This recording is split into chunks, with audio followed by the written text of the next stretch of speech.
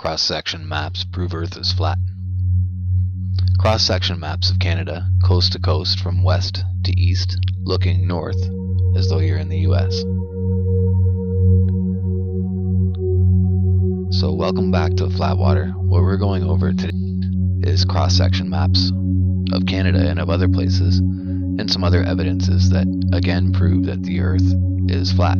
So I would hope that I wouldn't have to go over the standard fare, but I have to do it to lay the groundwork, and because some people still don't seem to understand that if you have a huge area on the Earth that is completely flat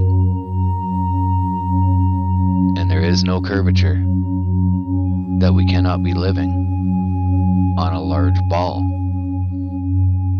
that there's simple trigonometric ratios that prove that if the water is flat, that the Earth cannot be a ball. It must therefore be a plane. But apparently I do have to go over these things. As I said, some people just don't seem to understand yet that water is flat, and standing water in the oceans and in lakes and all over the world is flat and on the same plane. So what we're going to begin with is this diagram of, and this is a mainstream diagram. I just downloaded this from the internet. So this is what scientists claim is the makeup of the ocean.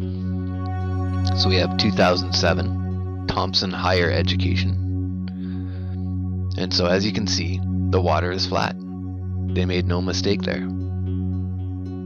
These are one of the things that they just hope to railroad over you where you just don't notice it. So anyways, the water is flat. You see that the ocean is a large basin, and in the center is the oceanic ridge.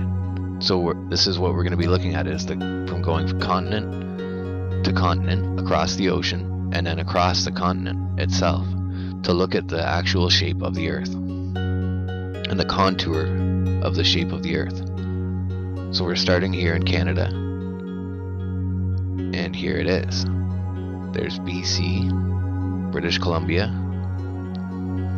the Rockies, and you can see the water would be here and be flat. We're at the ridge, continental crust here, the continental margin. And we see that it's flat there in the water. Then we have the mountain ranges,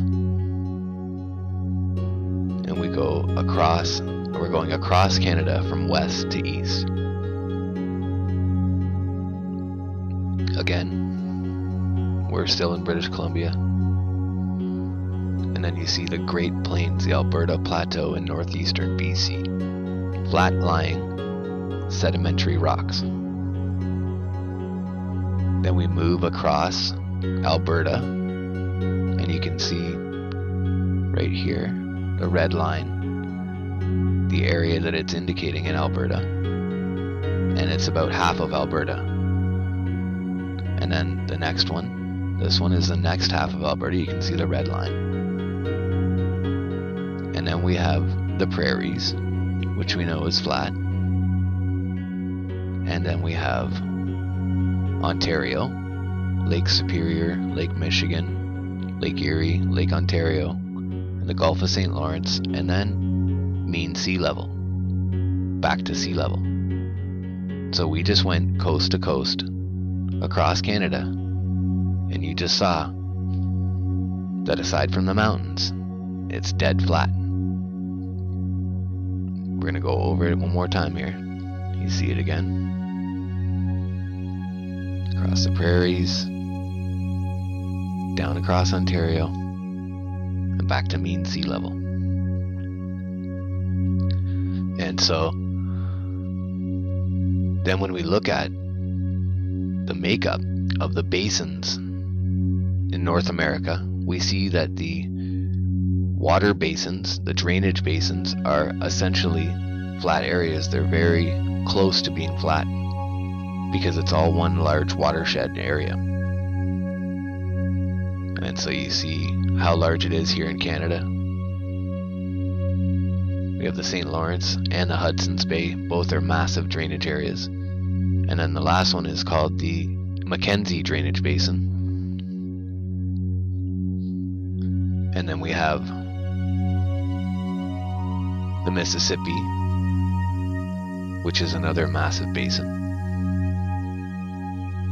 And then the Baja and the rest of the western side of the US is another large basin as well, running down through Mexico. And then we move across the flat ocean,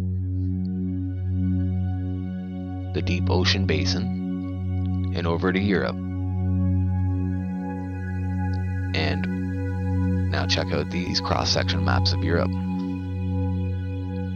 And they prove again that the majority of the land is flat. And when combined with the water, the Earth is a gigantic plain.